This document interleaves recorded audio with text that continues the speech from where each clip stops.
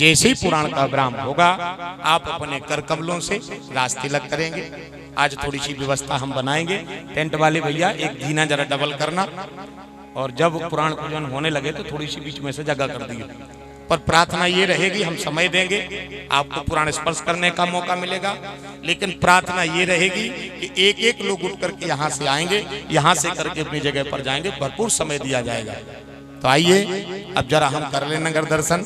सबका बहुत बहुत मान सम्मान। मेरे पूज्य माता पिता भी विराजे, देन तो सब जब नहीं की है, उनके श्री चरणों में प्रणाम करता हूँ। और भी सभी ज्येष्ठ अतिथि सब हमारे विराजे हैं, सबका सम्मान करता हूँ। और एक बड़ी प्यारी चौपाई से चलो राम कथा में चलिए, ताली बजाओ आप सब, और आओ हमारे संगे, हम तुम्हें शेयर करा दें।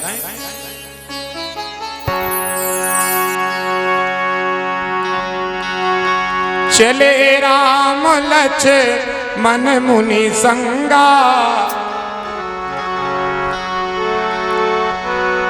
गए हैं जहाँ जग पावन गंगा, गए हैं जहाँ जग पावन गंगा।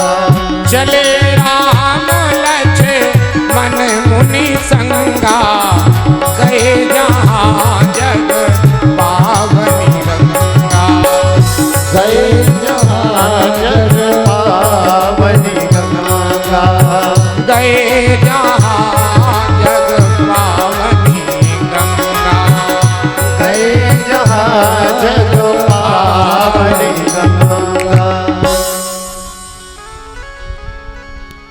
जनकपुर पहुंच गए श्री रघुनाथ जी। विश्वामित्र महात्मा का आगमन जब श्री शीरध्वज जी ने सुना,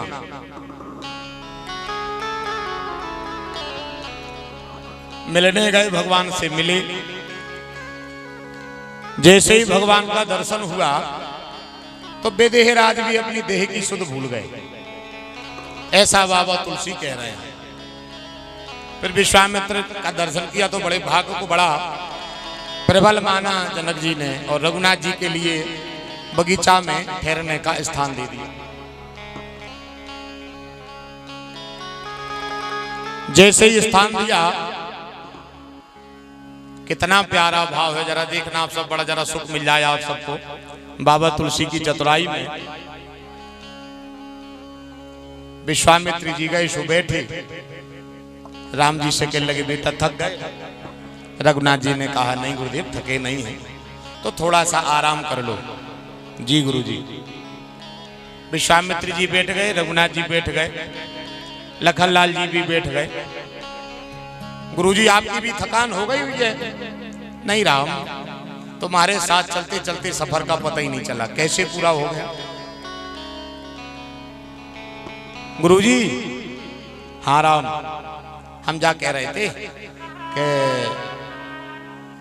रहे थे कि लक्ष्मण को जनकपुर देखने हैं, भाव देखना आप सब। सो विश्वामित्र ने सोची कि सांच देखने, सो कह लगे राम कह दे लक्ष्मण से, सो चलो जाए, सो देखे आवे। इन बच्चों को पकड़ ले भैया, पकड़ ले ऐसे। मोड़ी मोड़ों को भी एक अपनो ढंग है। इतनी जा हमने मात्र बड़ी डराते कहीं के मोड़ी मोड़ों को पकड़ लो, एक बार धोखो होगा तो हम पे।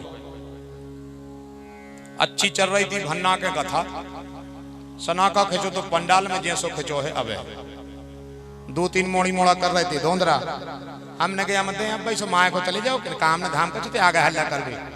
अरे भी हम डरा गए, और डराने का ऐसे डराने के पूरे पंडाल में एक बाल बच्चों ने पूरे गोल। आप खिंचो सना का, और हमारे भाव में सो ऐसा था वैसा होगा, ये किया वो किया।